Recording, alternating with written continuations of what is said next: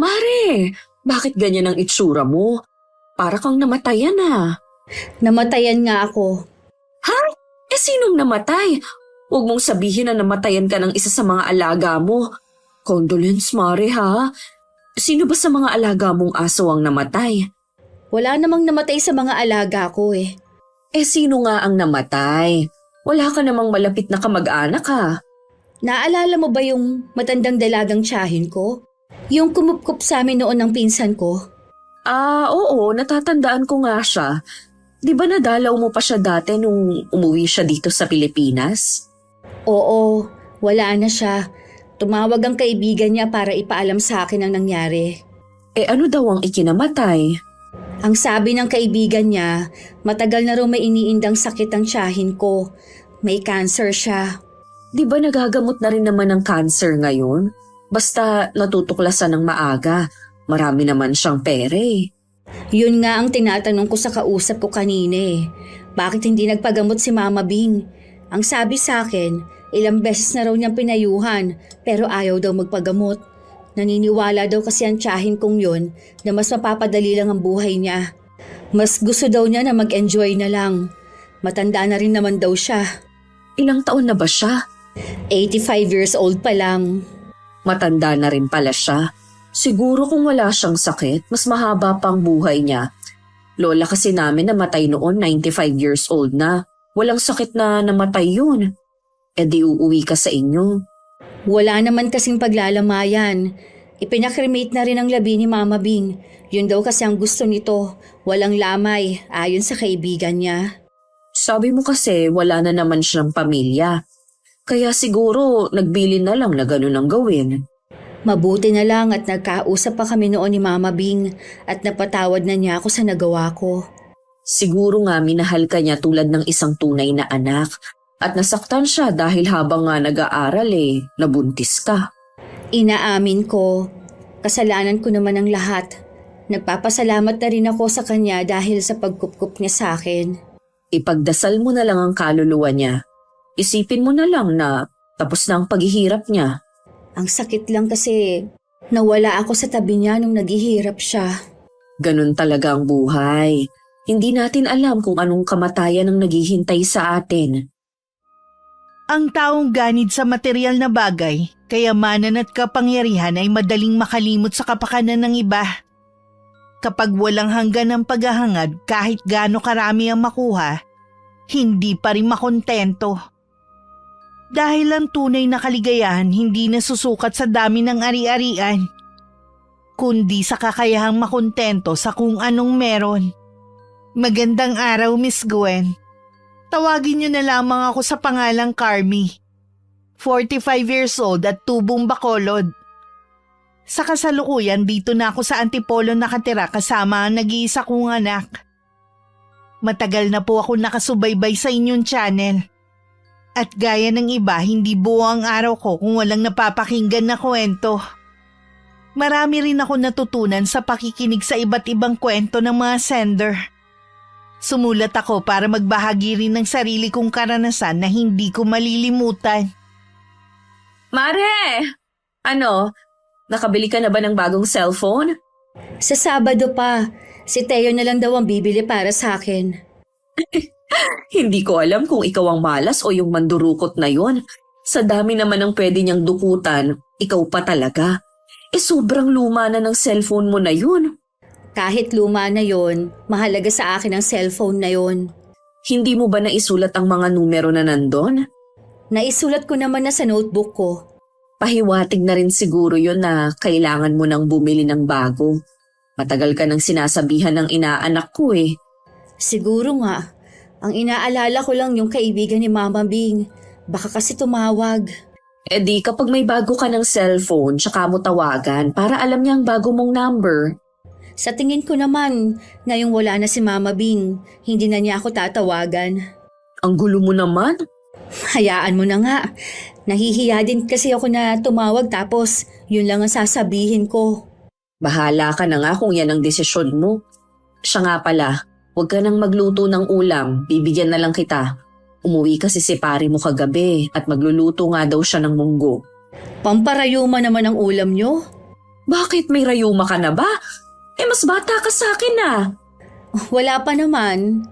Wala naman pala eh. Di habang pareho pa tayong hindi nirarayuma, enjoyin na natin ang pagkain ng munggo. O sige, dalhan mo na lang ako mamaya. Magsasaing na lang ako. Matagal na kaming magkaibigan ni Dina at sa iisang probinsya lang kami, magkaiba lang ng barangay. Siya ang naging sandalan ko sa lahat ng oras na malungkot at masaya ako. Naroon din siya nung iwan ako ng asawa ko at sumama sa ibang babae. Maaga kasi ako nawalan ng mga magulang noon. At si Mama Bing nga ang kumupkup sa akin. Siya na ang tinuturing kong pamilya mula pa noon. Kung ako iniwan ng asawa, wala naman sila naging anak ng asawa niya. Ayaw naman nila magpa-check up para malaman kung sino may diferensya sa kanila. Ang mahalaga raw sa kanila, masaya sila sa pagsasama nila. Kung gaano ka masayahing tao si Maring Dina, ganun din ang asawa niya. Kaya kapag kami magkakasama, wala na kaming ginawa kundi ang tumawa. Sinong kausap mo, Mars? Yung pinsan ko, si Kuya Manny. Ipinaalam ko lang ang bago kong number. Tagal na rin mula nang magkita kayo ah. Oo nga sabi busy daw sila mag-anak. Si Tio nga pala. Maagang umalis. Di ba birthday ng tatay niya ngayon? Mabuti okay lang sa'yo na nagkikita pa silang mag-ama. Ayoko namang ipagkait yun sa anak ko. Wala bang hinanakit ang anak mo sa ama niya? Meron. Pero sabi ko, tatay mo pa rin siya kahit anong mangyari. Sabi ko, pakisamahan na lang niya. Ang bait mo talaga. Kung sa akin kasi mangyari yun ilalayo ko talaga ang anak ko. Naisip ko rin yan dati, pero bahala na sa kanilang nasa itaas. Ayoko nang aksayahin pang lakas at oras ko para gantihan sila sa ginawa nila sa akin. Nakakalungkot nga lang dahil ang laki ng sakripisyo mo noon. Oo nga, sinayang lang niya. Kung alam ko lang sana na iiwan din niya ako at sasama sa ibang babae mas pinili ko sana si Mama Bing kesa sa kanya. Magsisi ka man ngayon, huli na naman. Habang buhay na talaga ako magsisisi, lalo na kapag nagkukwento si Kuya Manny. Halos 2 kurso din na natapos niya.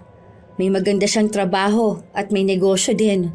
Nakikita ko sa mga post niya kung saan-saan sila nakakarating na mag-anak. Alam kong naiinggit ka dahil maganda ang buhay niya. Normal lang yun. Pero lalo ka lang kasing malulungkot kung lagi mong makikita ang klase ng buhay niya ngayon na sana tinatamasa niyo ring mag-ina. Ginamit lang ako ni Ed. Anong ibig mong sabihin? Meron kasi akong hindi sinasabi sa'yo. Ha? Meron kang inililihim sa akin? Oo. Kahit kasi ako nahihiya na ganun lang pala ang tingin sa akin ni Ed. Akala nga niya mayaman ako dahil nga kay Mama Bing. Nung itinakwil ako, doon na siguro niya naisip na wala siyang maaasahan sa akin. Doon na nagsimula ang problema namin. Kapal naman ang mukha niya. Kaya nga una pa lang na makita ko siya. Iba na ang kutob ko sa kanya. Okay na rin na naghiwalay kayo. Kesa naman patagalin niyo pa ang pagsasama niyo. Tapos puro away din naman. Kawawa lang si Tio, no? Oo nga. Mabuti na lang, hindi nakuha ni Teo yung ugali ng ama niya. Tapos hinahayaan mo pang pumunta siya sa tatay niya. Mabait naman ang kinakasama ni Ed at gusto niyang nandoon din ang anak ko. Kahit na no, hindi dahilan yun. Sa totoo lang, marami akong pinanghihinayangan sa buhay ko dahil mas pinili ko ang pag-ibig. Naalala ko tuloy nang sabihin sa akin ni Mama Bing noon, kung gusto ko daw umangat sa buhay, kailangan kong isantabi ang pag-ibig. Siguro kung sinunod ko siya, maganda na ang buhay ko ngayon. Isa lang ang hindi ko pinagsisihan. Yun ang pagdating ng anak ko sa buhay ko. Nang sumunod na araw, habang abala ko sa pagbabalot ng mga order sa akin, tumawag si Kuya Manny. Gusto niyang magkita kami ng araw na yun. Tinapos ko lang ang ginagawa ko at saka gumayak na. Ibinigay lang niya sa akin ang lugar kung saan kami magkikita. Kuya Manny! Ano, kumusta ka na? Ayos lang naman. Ikaw ba? Kumusta na rin? Maayos naman kami ng anak ko. Oy, buti tinawagan mo ako. Kailan ka pa lumuwas? Isang linggo na kaming nandito ng pamilya ko. Meron kasi akong inaasikaso eh. Tungkol saan naman? Ay, may kinalaman sa trabaho. Bakit hindi mo isinama ang mag-iina mo? Napagod kasi sila eh. May pagkakataon pa naman. Bago kami umuwi sa probinsya natin, makikipagkita kami sa iyo. Oo nga, para makita ko naman ang mga pamangkin ko at si Ate Wendy. Order ka na ng kahit ano. Ako na ang bahala. Tama na siguro ang kape sa akin. Busog pa naman ako eh. Huwag ka na mahiya. Ako naman ang magbabayad eh. Nakakapanibago ka naman. Sige na, umorder ka na ng kahit anong gusto mo. Minsan lang naman tayo magkita eh. Ay sige na nga, baka magbago pang isip mo. Matanong ko nga pala, tumawag ba sa yung kaibigan ni Mama Bing? Ang huling tawag niya sa akin ay yung namatay nga si Mama Bing. Di ba nga nawalan ako ng cellphone, kaya hindi ko rin alam kung tumawag pa ba siya sa akin. Tumawag ba sa'yo? Hindi. Huling tumawag nga siya nung namatay yung matanda. At saka alam ko, bumalik na siya sa ibang bansa. Di ba doon na siya nakatira ngayon? Tingin ko, hindi na tayo kukontakin pa nun. Yun din ang nasa isip ko eh. Kaya nga hindi ko na tinawagan para ipaalam ang bago kong number. Wala na rin naman kasing dahilan para tumawag siya. Wala naman na si Mama Bing. Oo nga. Kung sakali man na tumawag siya sa akin, ibibigay ko ang bago mong number. Kumusta pala ang buhay sa probinsya? Ganun pa rin, pati lugar natin. Di ba sa bayan na kami nakatira ng pamilya ko? Alam mo kasi mga tao sa lugar natin, ayaw magsikap, gusto lagi na lang nakaasa. Tumutulong ka ba sa mga kapatid mo? Tinulungan ko na sila minsan. Kaya nga lang mga abusado naman. Di ba kaya ka nga pinagtapos ni Mama Bing noon para balang araw matulungan mo sila? Tinulungan ko naman sila.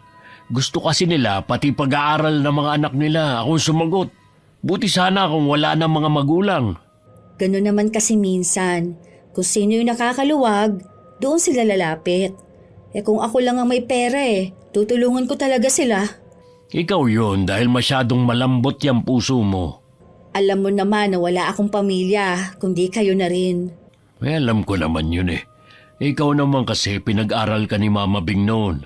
Tapos nagpabuntis ka ng maaga.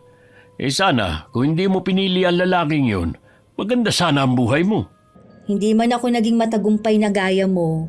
Masaya naman ako dahil kasama ko ang anak ko. Siya ang tumupad sa pangarap ko noon. Mabuti naman at hindi siya tumulad sa'yo. Ang tagal ko na rin hindi nakakauwi sa atin. Iniisip ko nga na magbakasyon kahit 1 linggo lang. Di ba sabi mo may negosyo ka? Sino mag-aasikaso nun kung uuwi ka? May kanang kamay naman ako. Mapagkakatiwalaan ko yun. Pwede na siya muna ang mag-asikaso. Sabihan mo lang ako kung kailan ka uuwi para mapaghandaan ko. Doon ka muna sa bahay namin para maging komportable ka. Parang may kakaiba talaga sa'yo ngayon ha? Ano ba sinasabi mo dyan? Kumain ka na nga lang. Sa pag-uusap namin ni Kuya Manny, nalaman kong may tinitingnan daw silang bahay na balak bilhin. Para kapag lumuluwas silang mag-anak, meron silang matutuluyan. Napaisip tuloy ako na malayo na talagang narating ng pinsan ko. Kaya na kasi niyang bumili ng bahay sa Maynila.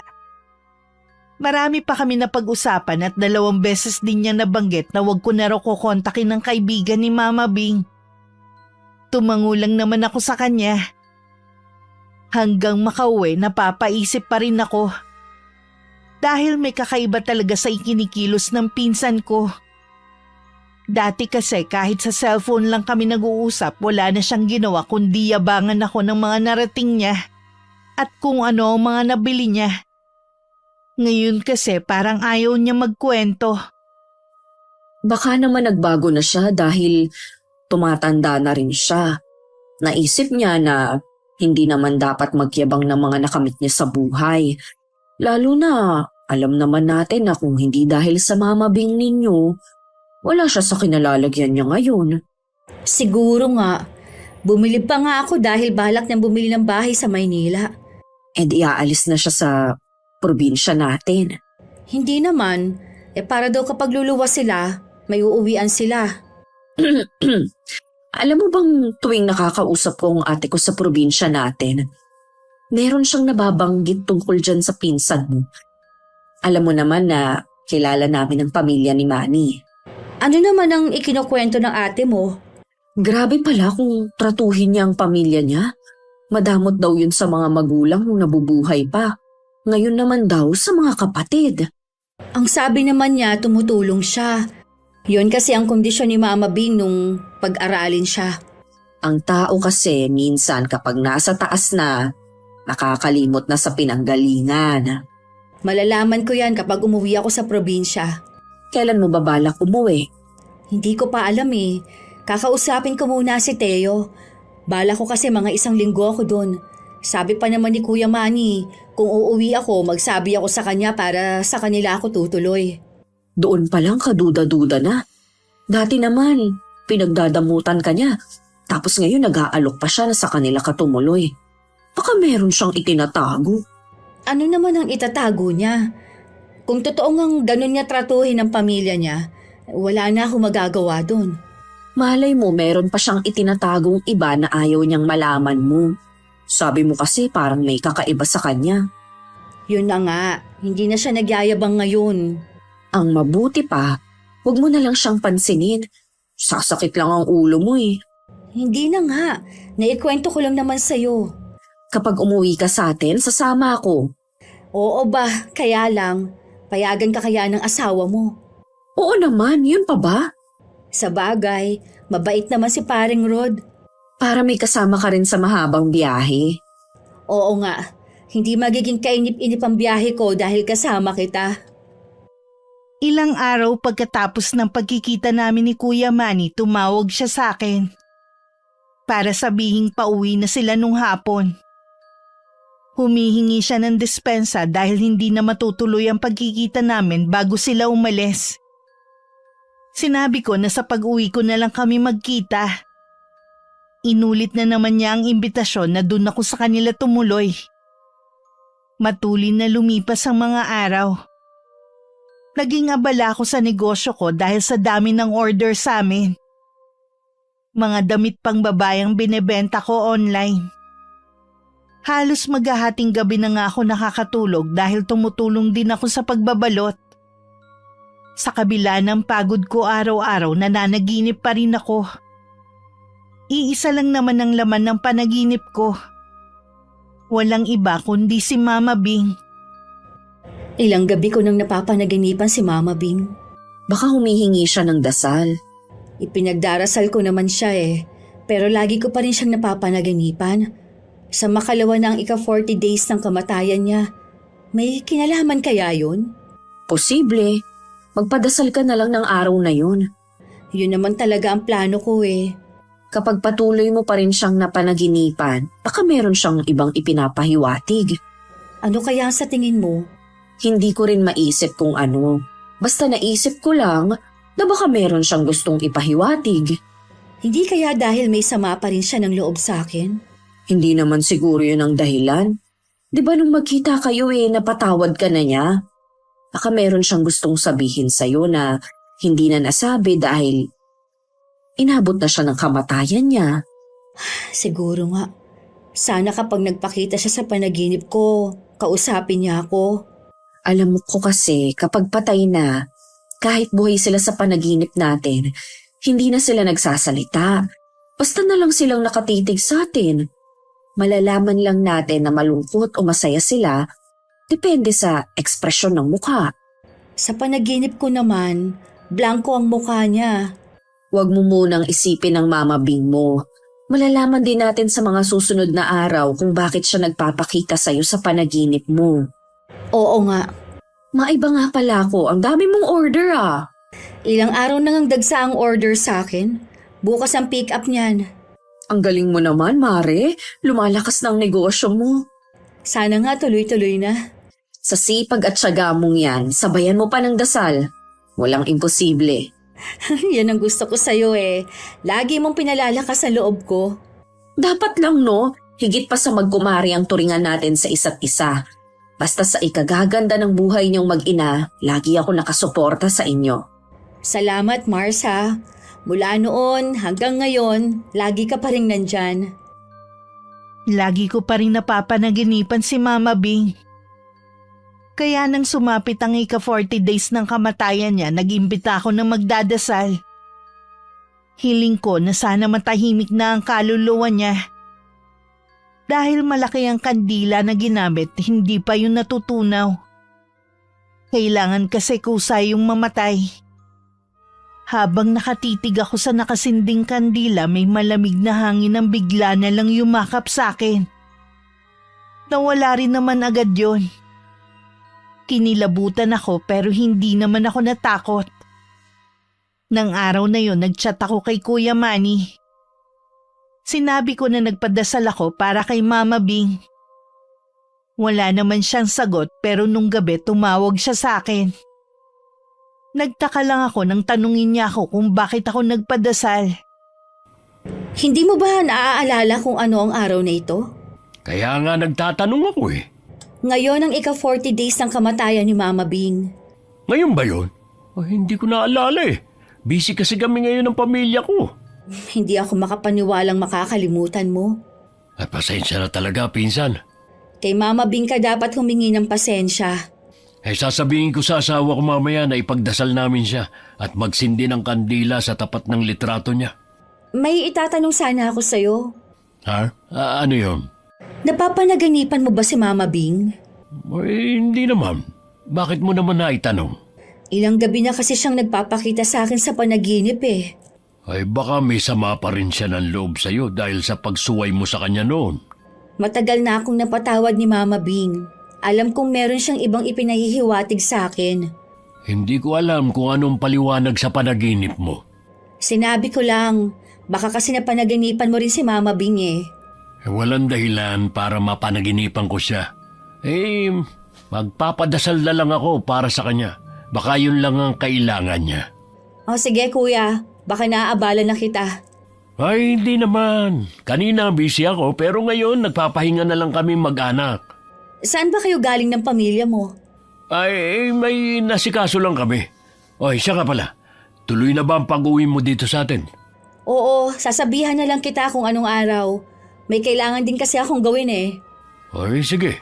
Oy, paano? Saka na lang tayo mag-usap ha? Tinatawag na kasi ako ng asawa ko eh. Nakausap ko na ang anak kong si Teo.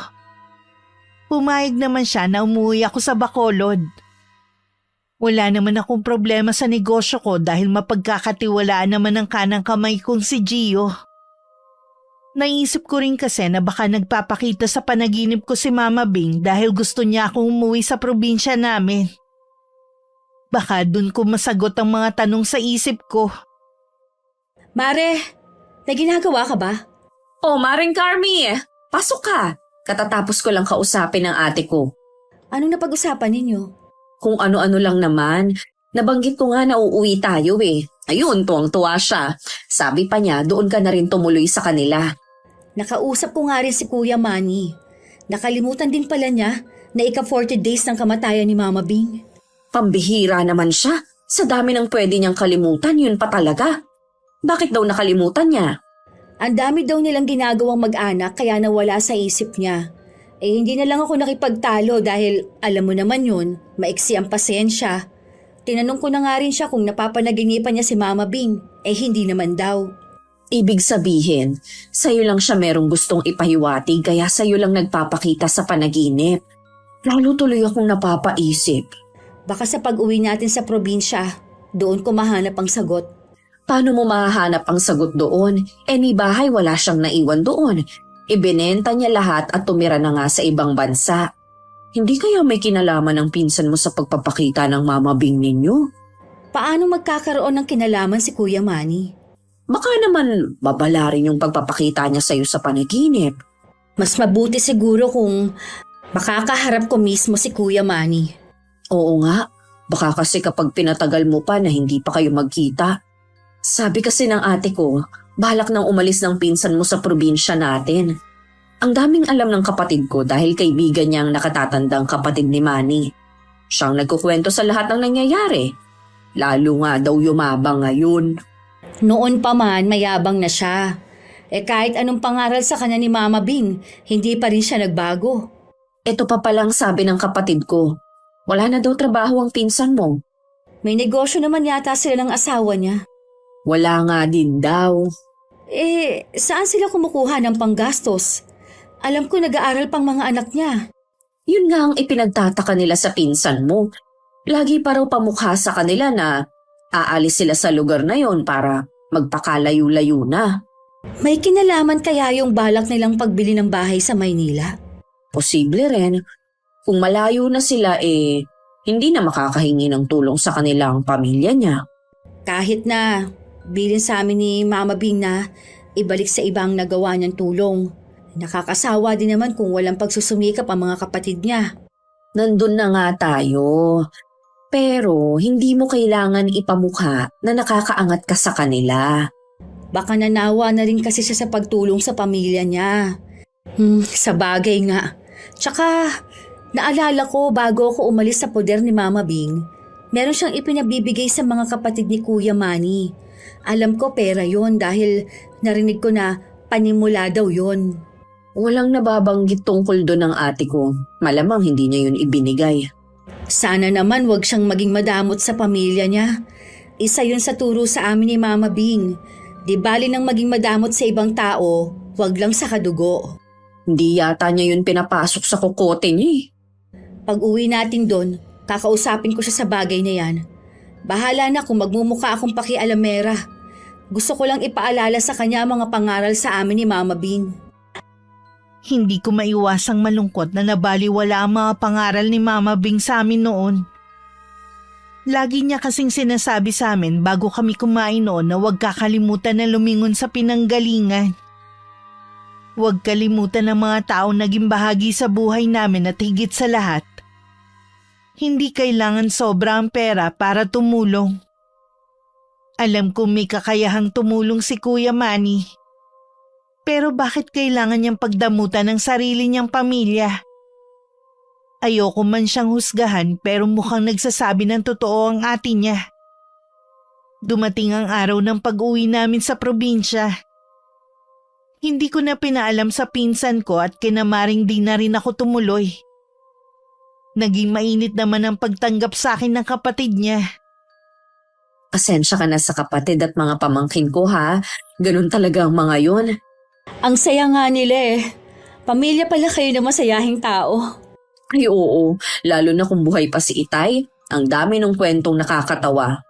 Sino nga palang nakatira sa bahay ninyo dun sa kabilang barangay? Ang kuya ko, pinaayos na nga niya yun Kapag nakita mo, hindi na yung dating bahay namin na narating mo noon.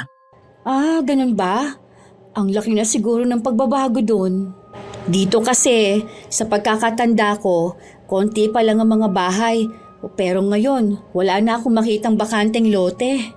Sabi ng kapatid ko, halos dayo ang nakabili ng lote at nakapagpagawa ng bahay. Kaya pala ang lalaki ng mga bahay. Tara, pag-ikot-ikot muna tayo para matagtag din ang kinain natin. Sige, puntahan din natin ang mga kamag-anak ni Itay.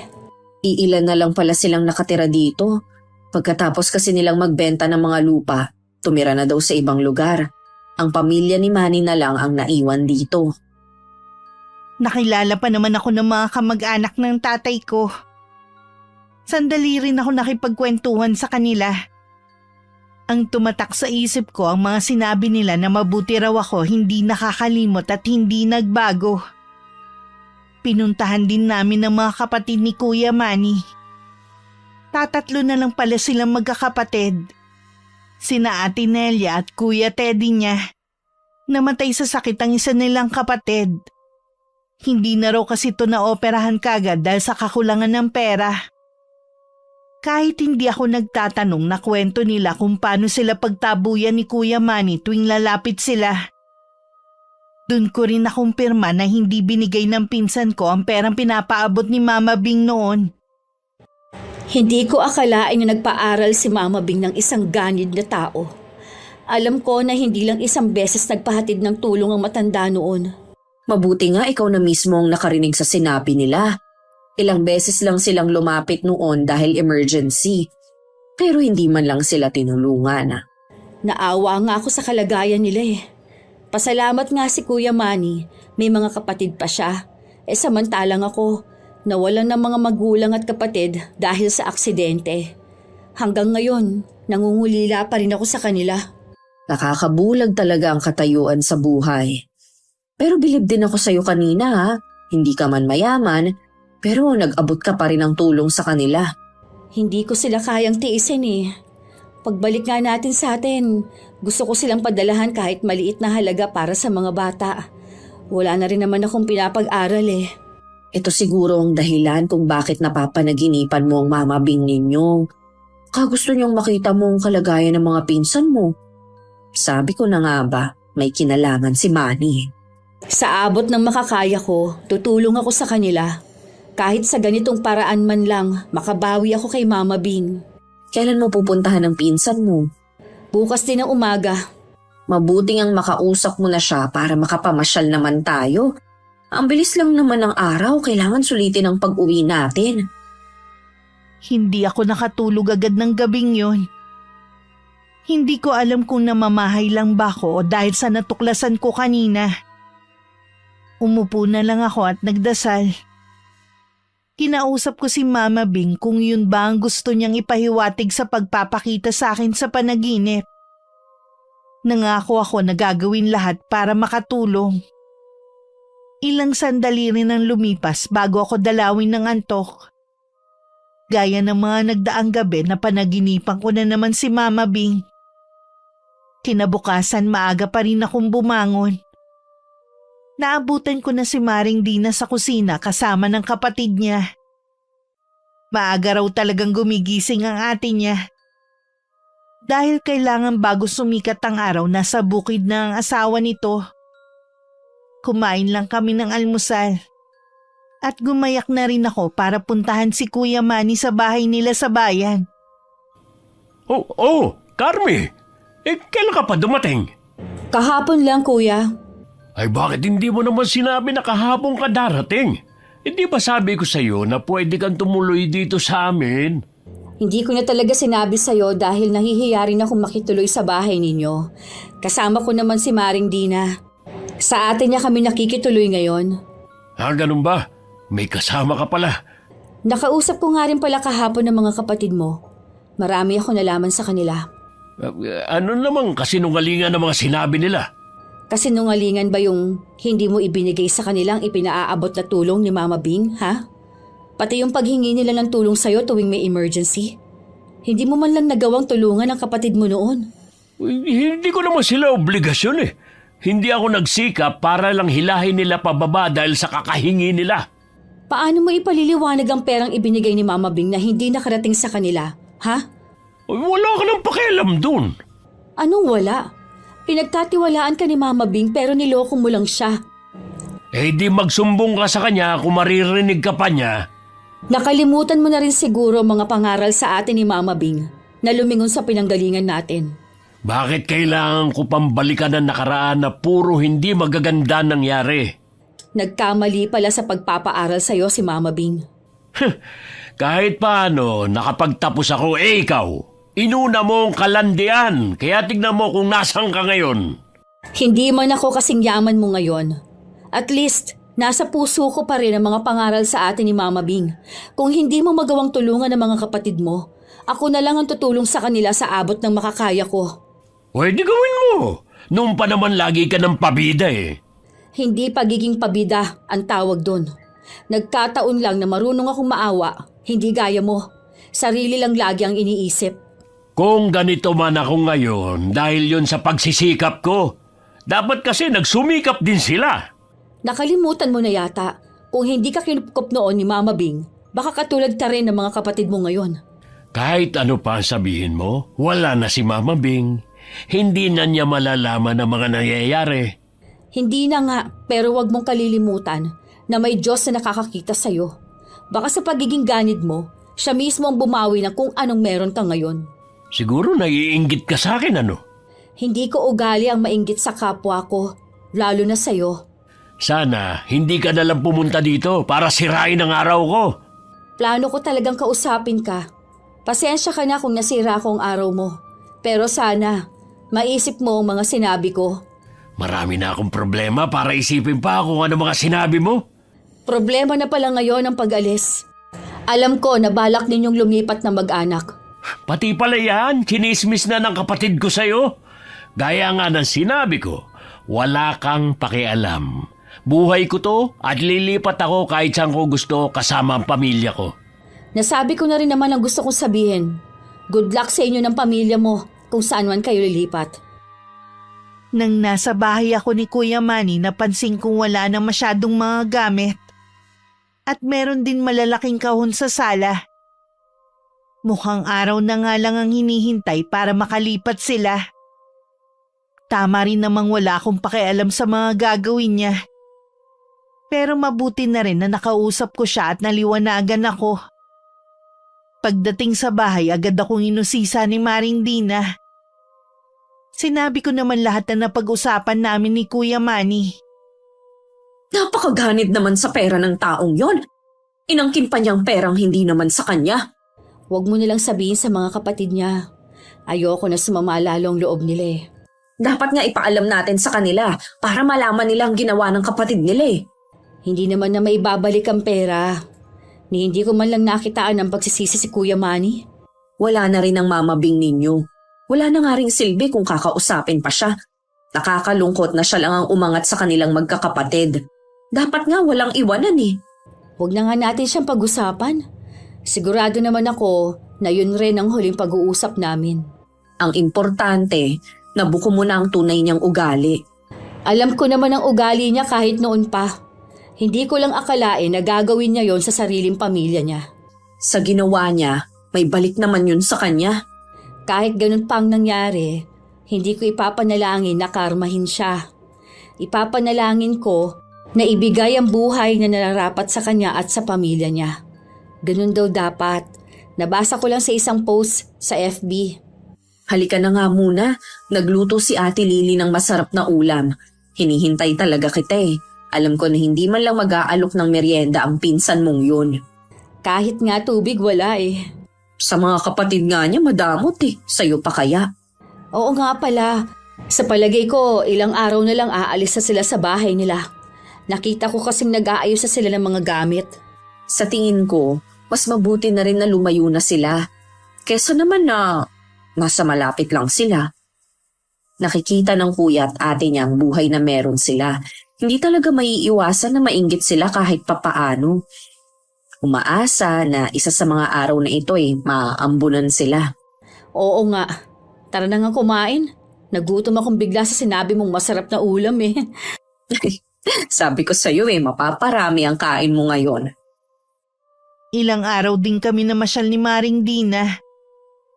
Kahit taga ron ako, unang beses ko palang napuntahan yung mga pinasyalan namin. Ang huli nga naming pinuntahan ng San Sebastian Cathedral. Pangalawang beses ko palang napapasok yun. Yung una kasama ko pa si Mama Bing. Nangako pa siya sa akin na babalik kami doon pero hindi na nga nangyari. Dahil nabuntis ako ng maaga at sumama na nga kay Ed. Bago ang araw ng pag-alis namin, dinalo ko pa ang mga pinsan ko. Nangako akong tutulong sa abot ng makakaya ko. Nung una nahihiya sila sa akin pero sinabi kong may maliit naman ako negosyo na pinagkukunan. Naiiyak pa na yumakap sa akin si Ate Nelia. Nang makabalik kami ni Maring Dina, balik na naman ako sa pag-aasikaso sa negosyo ko. Hindi ko na rin napapanaginipan si Mama Bing. Sabi ko na sa'yo, may kinalaman ng pinsan mo sa pagpapakita ng Mama Bing mo sa panaginip mo. Oo nga. Hindi ko na nga rin napapanaginipan si Mama Bing eh. Naisip ko na baka gusto lang niyang iparating na ganun nga ang pinag-aral niya. Baka nagsisisi nga siya sa pagkupkup sa pinsan mong yun. Hindi ko man natupad ang pangako ko sa kanya. Magsusumikap na lang ako sa ibang paraan. Ang lakas nga ng negosyo mo ngayon eh. Sa tingin ko, ginagabayan ako ni Mama Bing. Imbes na ako yung bumawi sa kanya, siya pa talaga ang bumabawi ngayon. Matanong ko nga pala, bigla ko lang itong naalala ha. Wala bang naiwan na ari-arian ng Mama Bing mo? Sa pagkakaalam ko, Lahat ng ari-arian niya, kasama yung bahay na tinirhan namin, ibinenta niya bago siya tumira sa ibang bansa. Eh yung pera wala bang natira? Sa tingin ko wala na. Hindi naman na kasi nabanggit ng kaibigan niya na tumawag sa akin eh. Habang nag-uusap nga kami ng kumari ko, biglang humangin ng malakas. Sabay pa kami napatingin sa bukas na bintana. Kanina pang umaga makulimlim at malakas ang hangin. Sabi sa balita may low pressure nga raw. Tumayo ako para isara ang bintana na mapatingin ako sa notebook na nasa sahig. Nagtataka ako kung paano yun napunta rito sa labas. Samantalang nasa kwarto ko lang yun. Ano yan? Listahan ng mga may utang sa'yo? Hindi. Notebook ko ito na pinagsusulatan ko ng mga numero at address. Nagtataka lang ako kung paano ito napunta dito sa labas. Eh nasa kwarto ko lang to palagi. Baka nakalimutan mo lang na nailabas mo yan. Sigurado ako na nasa silid ko lang ito. Alam mo naman dito sa sala, busy kami sa pagbabalot ng mga order. Baka si Tio, nilabas niya yan. Ay baka nga siya at nakalimutan ng ibalik. Hindi naman kasi pwedeng maglakad yan palabas dito. Kung ano-ano na lang ang pumapasok sa isip ko. Apektado ka lang ng mga ginawa ng pinsan mo. Oo nga. Saan na nga ba tayo kanina? Kung merong naiwan na pera si Mama Bing, tingin ko wala siyang naiwan. Maaga kong pinauwi ng araw na yun si Gio.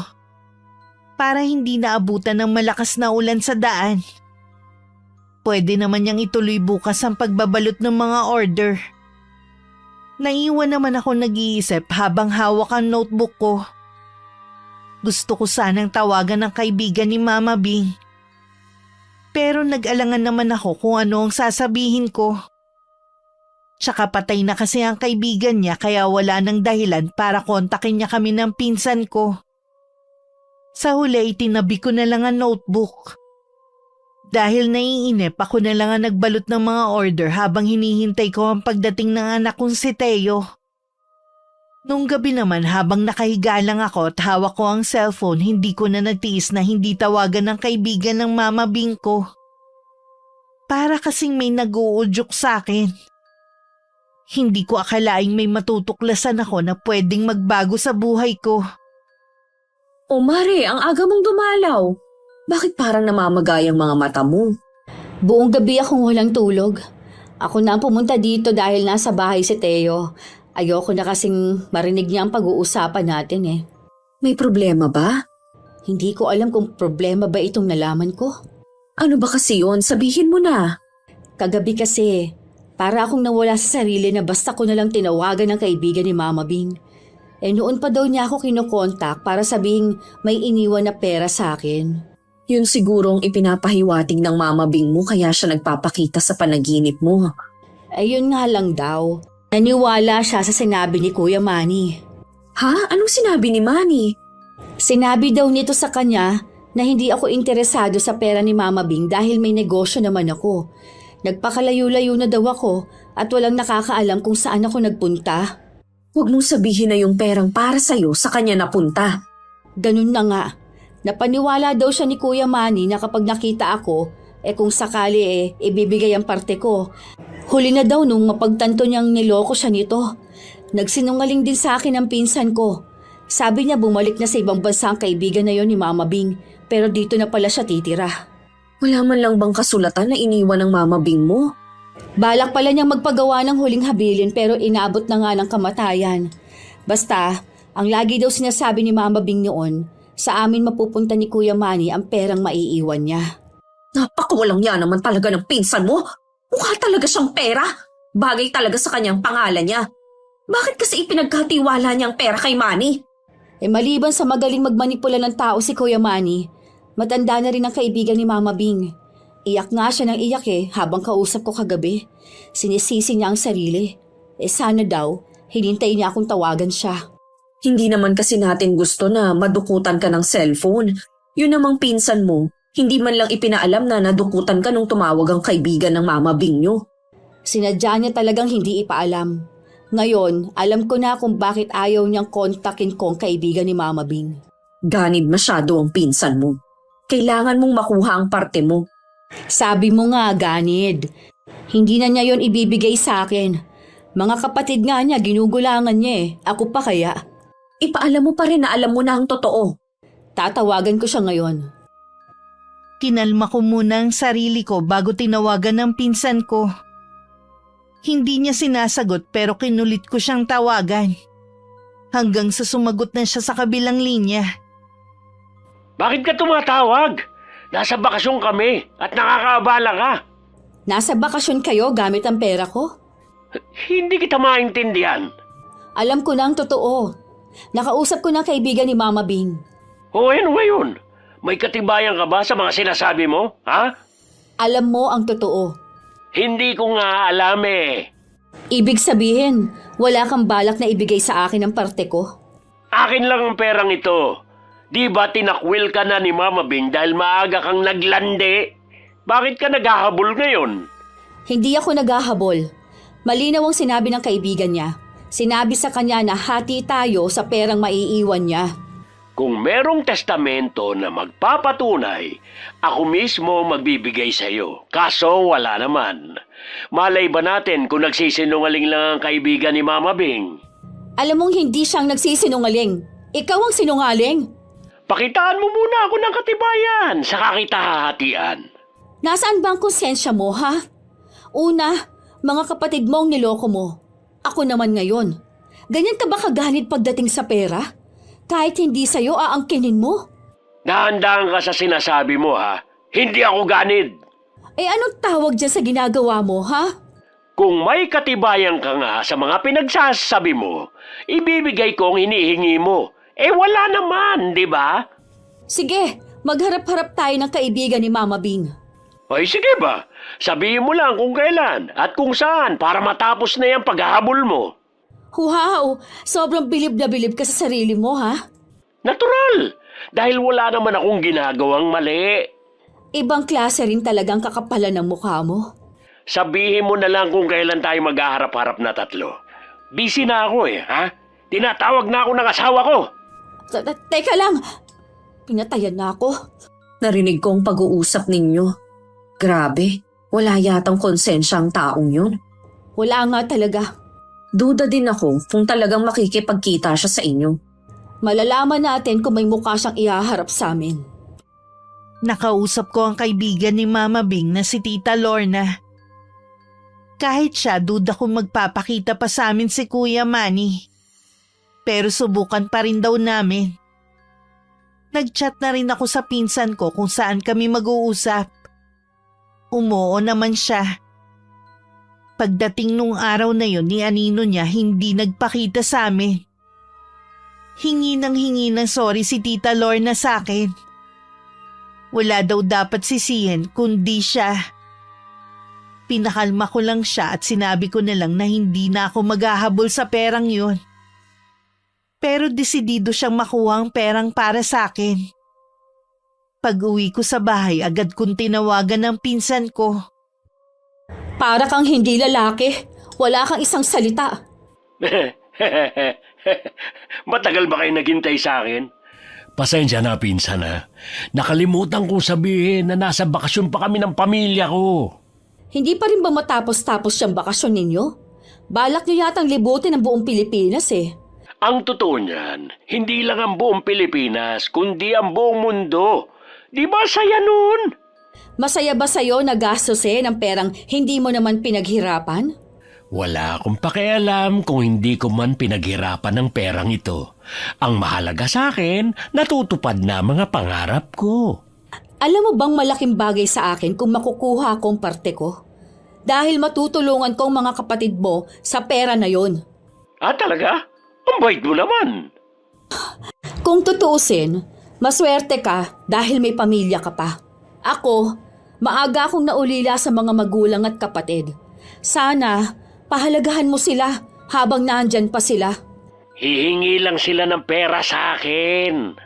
Natural lang yon dahil ikaw ang meron.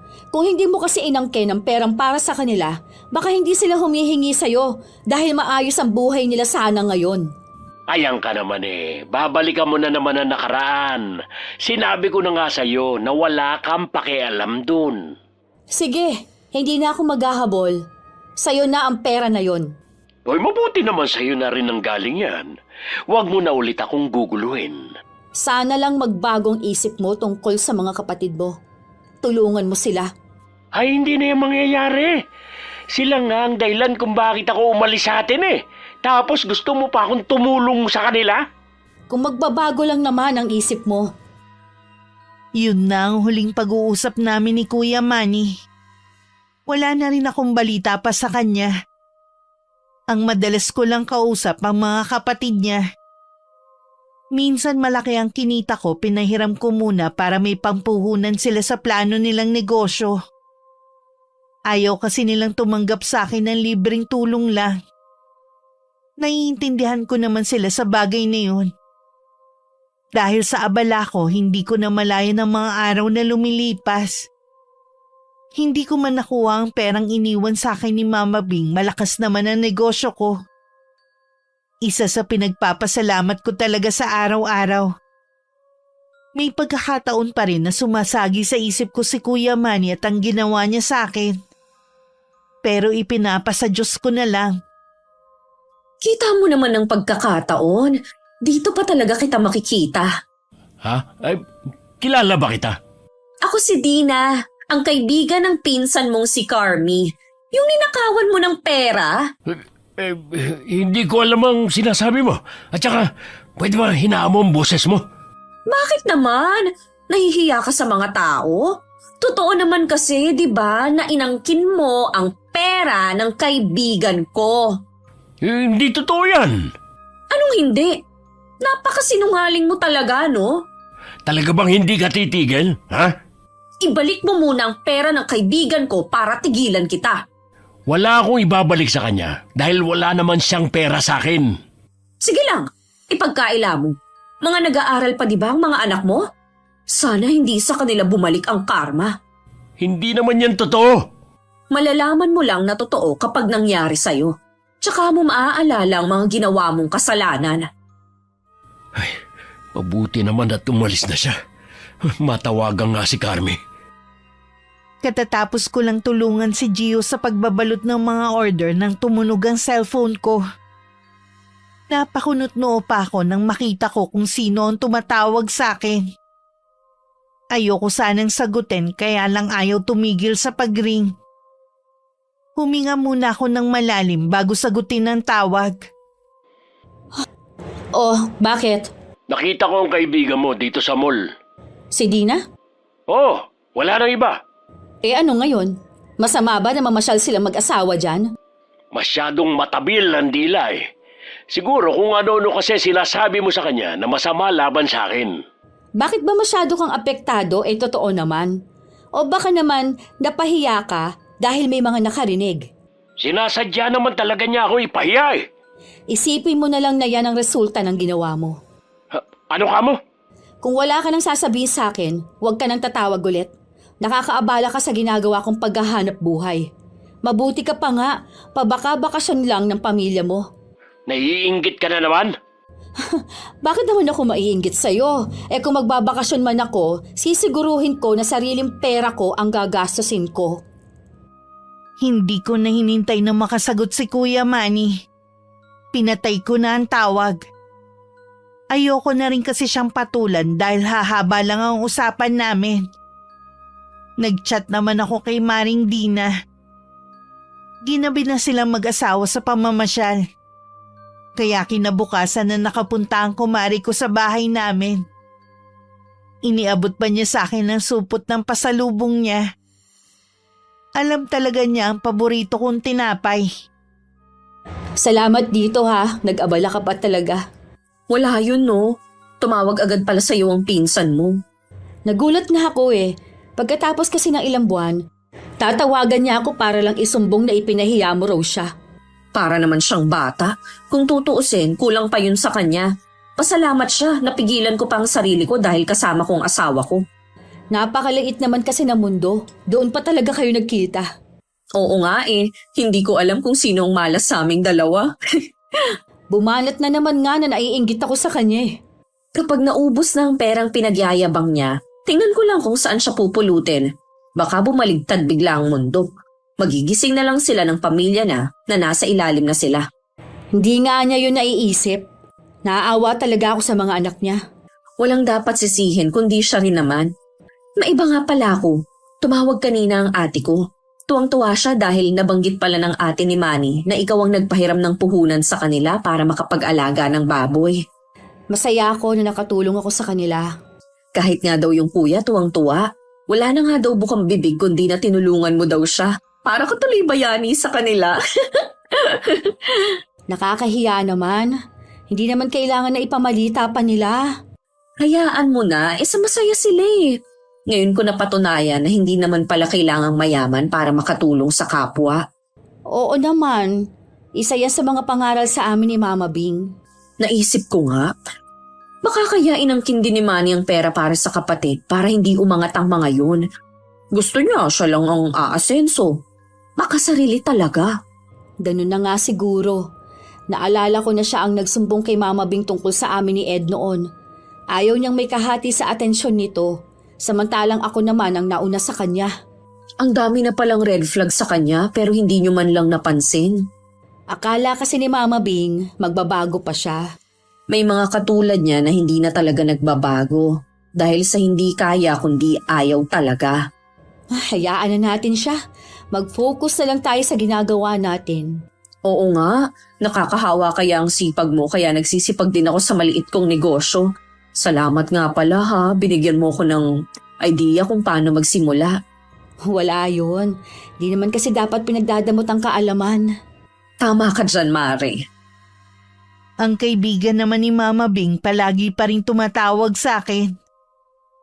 Kinukumbinsi pa rin daw niya si Kuya Manny na ibalik ang perang iniwan para sa akin.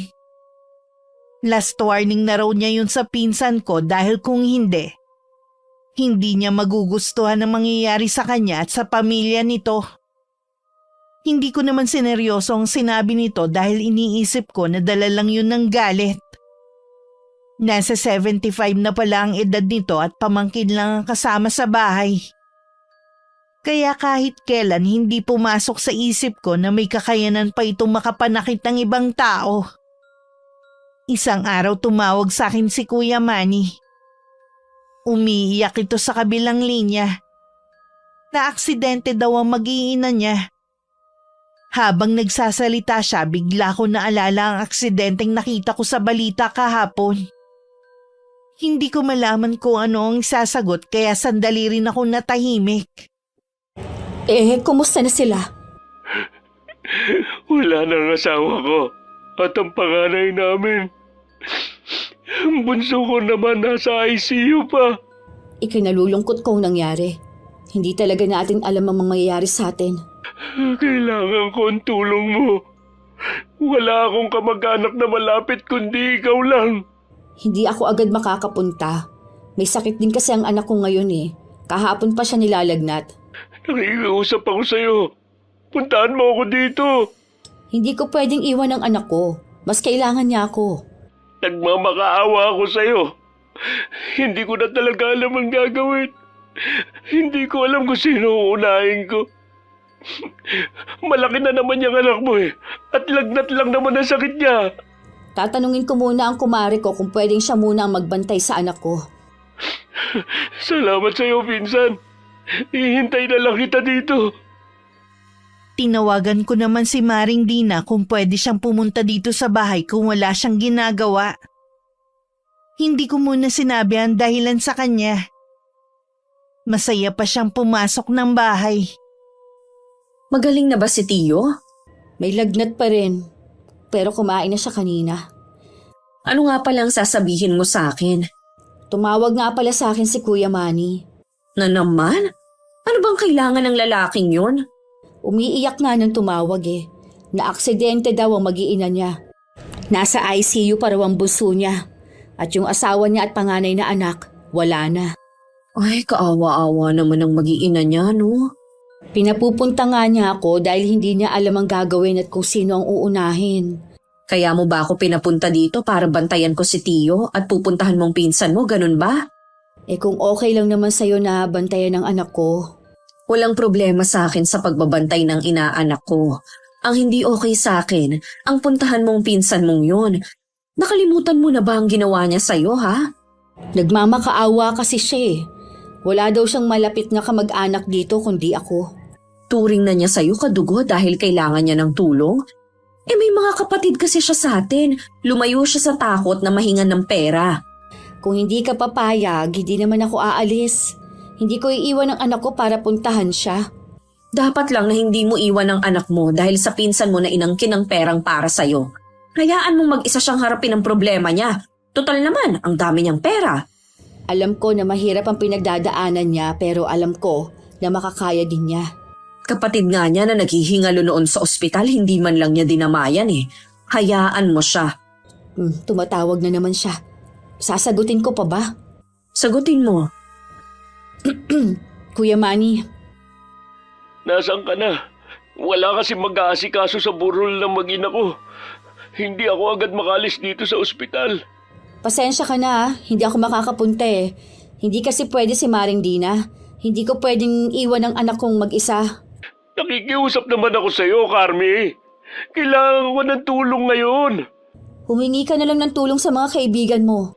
Sa palagay mo kaya, kung may kaibigan ako na malapit, tatawagan pa kita? Kailangan din ako ng anak ko ngayon. Hindi ko siya pwedeng pabayaan. Buwisit naman, Carmi. Lagdat lang naman ang sakit ng anak mo. Mas maluba nangyari sa akin. Buwisit ka rin. Bakit sino ka ba para pagtaasan ako ng boses, ha? Kahit lagnat lang ang sakit ng anak ko, hindi ko siya iiwan para lang damayan ka. Ha, ganon? Anong klase kang tao para taliguran ako? Emergency to at hindi basta problema lang. Ganyan din ang naramdaman ng mga kapatid mo noon nang nasa ospital ang kapatid mo. Nagmamakaawa sila sa'yo pero hindi mo man lang sila pinakinggan. Ngayon, alam mo na kung gaano kahirap. Huwag mong ikukumpara nangyari sa kanila sa nangyayari ngayon sa akin. Magkaiba yon. Humanap ka na lang ng tutulong sa'yo. Marami ka namang pera, di ba? Madali lang yon, basta meron ka lang pambayad. Pagbabayaran mo ang ginawa mong to sa akin. Maniwala ka. Walang bisa yan. Baka bumalik pa nga yan sa'yo eh. Huwag mo na akong tatawagan kahit kailan. Nakaka-high blood naman ng taong yan. Ibang klase rin ang kakapalan ng mukha. Kahit sino mapupuno na rin sa kanya eh. Nawala tuloy bigla yung awang nararamdaman ko sa kanya. Yung mga ganong klase ng taong hindi naman dapat kinakaawaan. Nagawa ka pa ngang pagbantaan. Tatawagan ko na lang yung mga kapatid niya para ipaalam ang nangyari. Tinawagan ko nga mga kapatid ni Kuya Manny. Pero nagulat ako sa naging sagot nila sa akin. Para daw sa kanila matagal nang patay ang kapatid nila. Dama ko sa tono ng boses ni ate na matindi pa rin ang galit nito sa nakababatang kapatid. Hindi ko naman sila pinilit pa dahil naiintindihan ko naman sila. Huwag mo nang isipin ang problema ng iba. Sige ka, tatanda ka kaagad yan. Naguguluhan kasi ako eh. Dahil gusto mong damayan ang pinsan mo. Sa mga anak niya kasi ako naaawa. Ako din naman. Pero kapag gano'n ang tatay, nakakawalang gana naman. Ipagdasal na lang natin ang agarang paggaling ng bunso niya. Sana bumuti na ang lagay niya sa mga susunod na araw. Sisilipin ko lang ang anak ko. Baka gising na at kailangan ko pa siyang painumin ng gamot. Anak mo na lang ang intindihin mo. Tinawagan ko rin si Tita Lorna para ipaalam ang nangyari sa pinsan ko. Hindi rin nagpakita ng simpatsya ang matandang babae. Binanggit pa nito na walang modo ang mga anak ni Kuya Manny.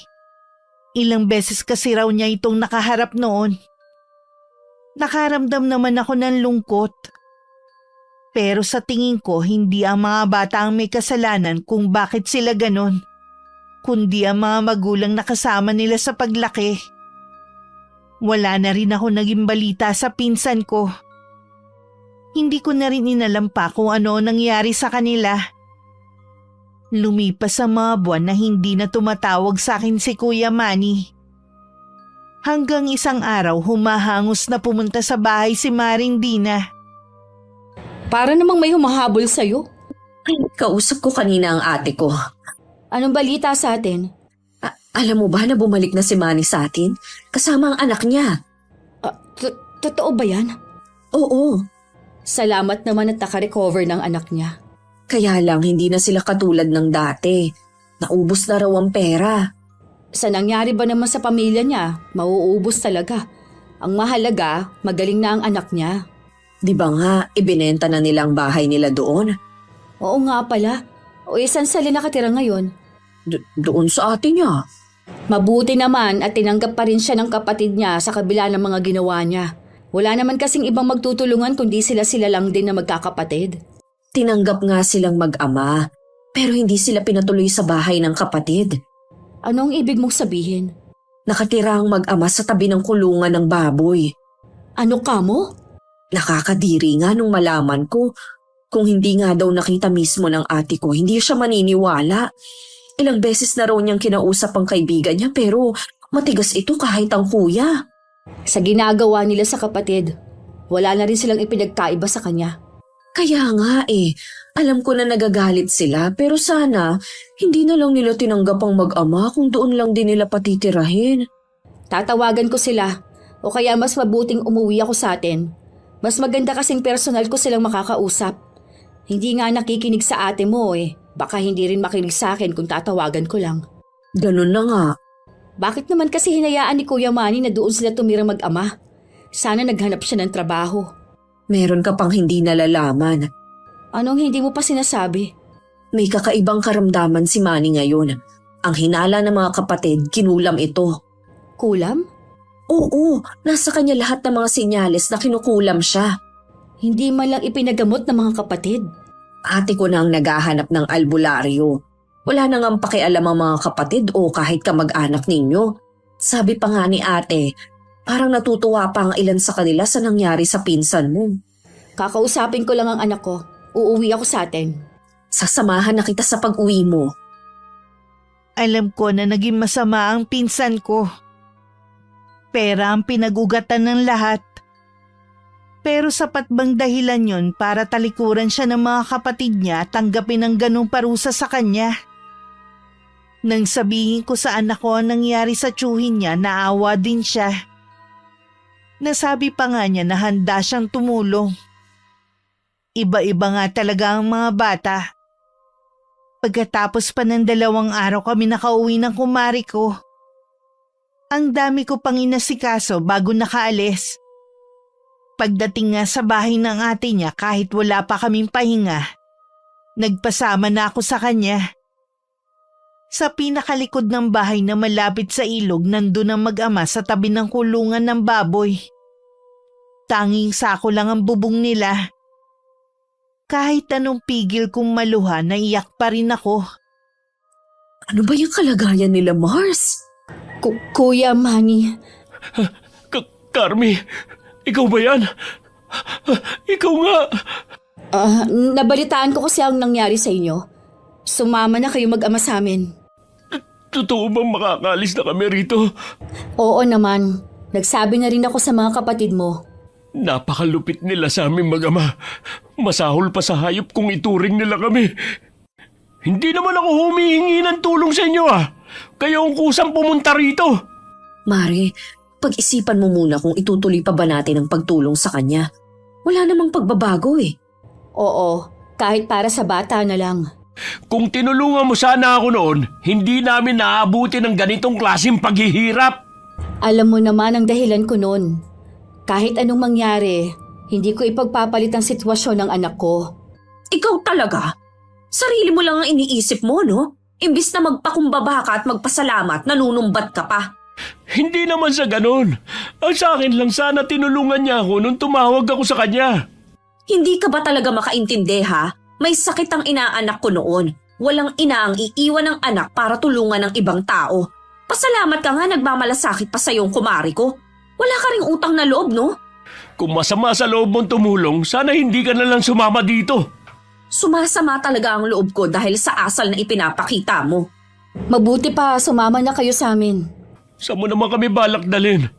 Sa isang kubo. Magiging komportable kayo doon. Ano? Sa kubo niyo kami patitirahin?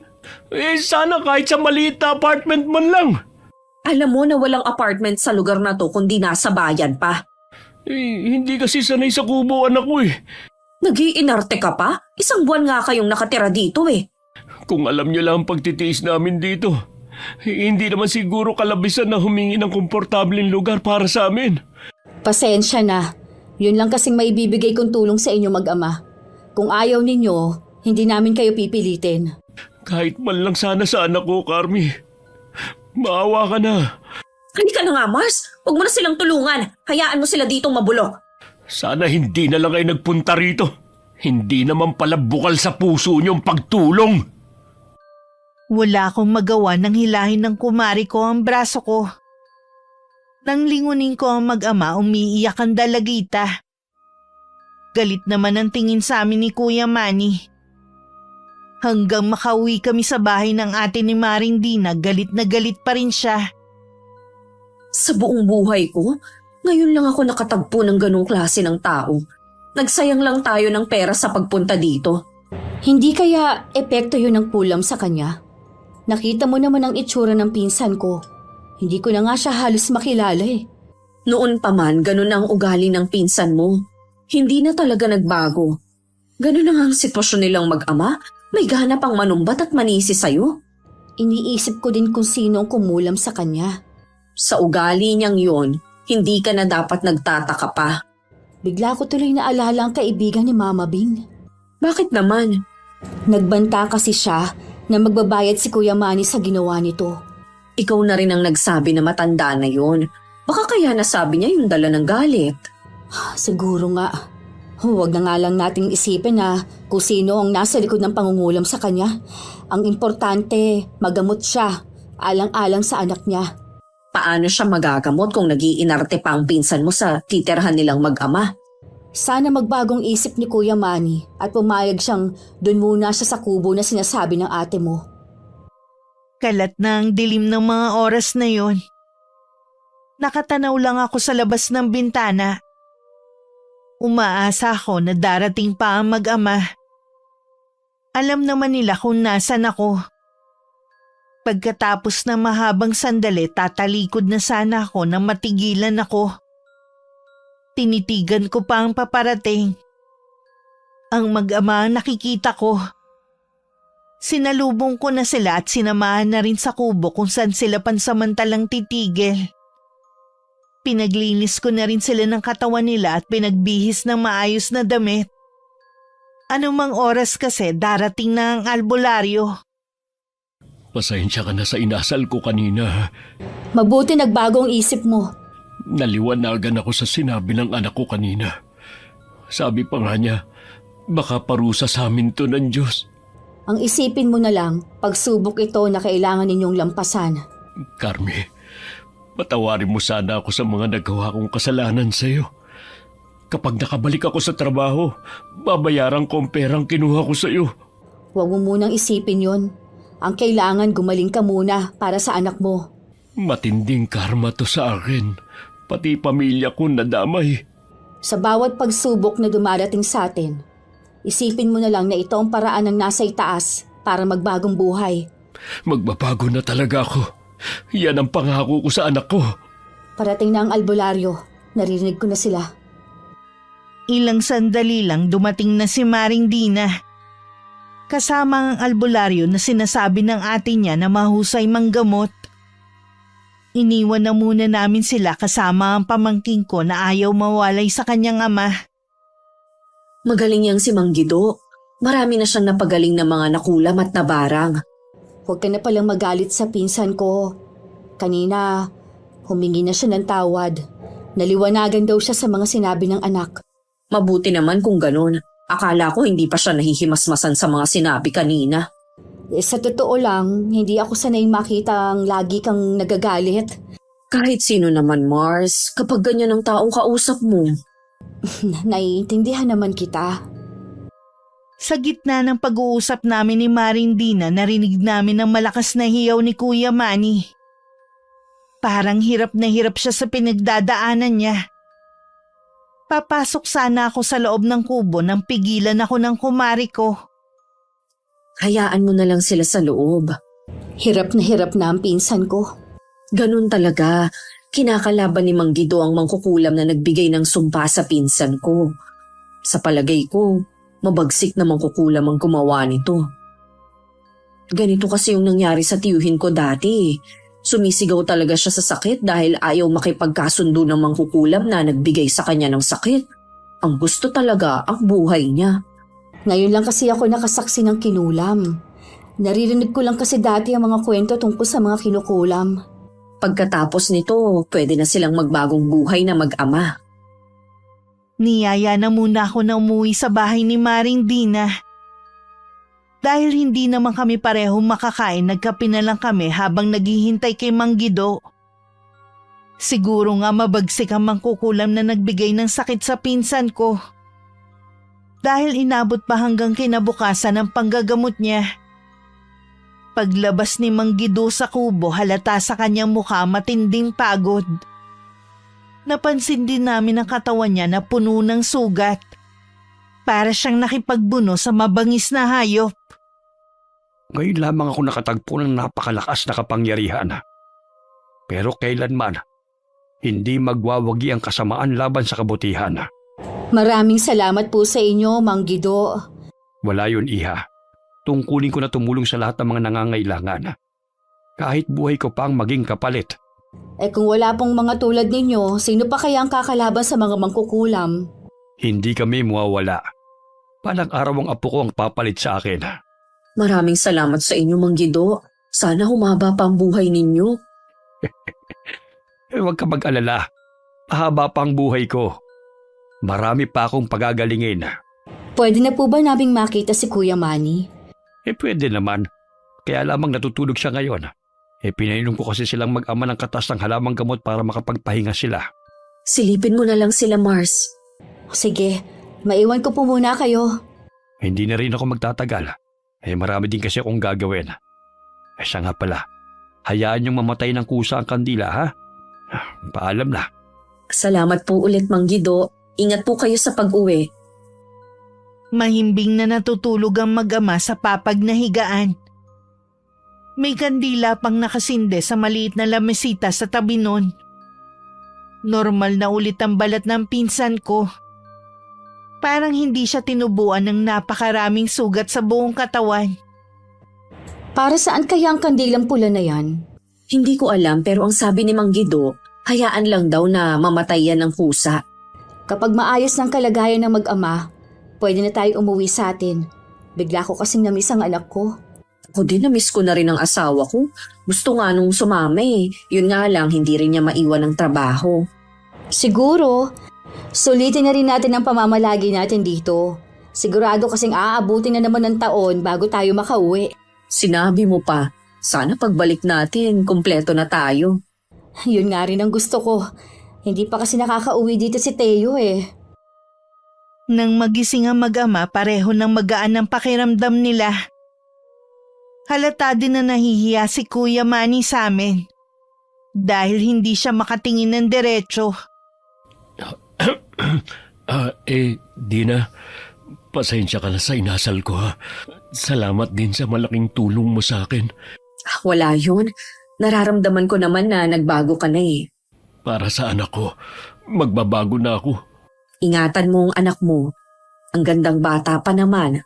Iingatan ko talaga siya dahil siya na lang ang natitira sa akin. Aalis na kami bukas, Kuya. Sana maayos mo na ang buhay ninyong mag-ama. Pwede kayong tumigil dito hanggat gusto nyo. Wala namang nakatira sa kubo na ito. Maghahanap na agad ako ng trabaho. Tatanawin kong malaking utang na loob ang ginawa niyong ito sa akin. Sa atin ni Maring din ako nababalitaan ang nangyayari sa mag-ama. Ayon sa kanya, 2 buwan lang daw tumigil ang mag-ama sa kubo. Dahil nakabalik na sa dating pinapasukan ng pinsan ko. Nangungupahan na daw sila sa may bayan at bumalik na rin sa pag-aaral ang pamangkin ko. Humingi rin daw ng tawad si Kuya Manny sa mga kapatid niya. Sa ngayon maayos na raw ang relasyon ng magkakapatid. Palaisipan pa rin sa akin kung sino ang nagpakulam kay Kuya Manny. Pero hindi ko na rin inalam kung sino siya. Masama man ang ginawa niya, ito rin kasi ang nagbigay ng malaking leksyon sa pinsan ko para magbago. Pera talaga ang ugat ng kasamaan. Ginagawa nitong ganid ng mga taong mahihina ang kapit sa pananampalataya. Gaya ni Kuya Manny na inakala na kapag marami siyang pera, kaya na niyang gawin ang lahat ng gusto. Pero sinubok siya ng pagkawala ng mga mahal sa buhay. Maging ang perang hindi niya pinaghirapan na wala sa kanya. Nagsimula man siyang muli sa pinakababa. Alam ko na hindi na niya hahayaan na pera ang mangibabaw sa kanya. Naway nagustuhan niyo ang ibinahagi kong kwento. Kapulutan din sana ito ng aral ng mga kapwa ko tagapakinig sa inyong channel. Maraming salamat po, Miss Gwen. Wakas.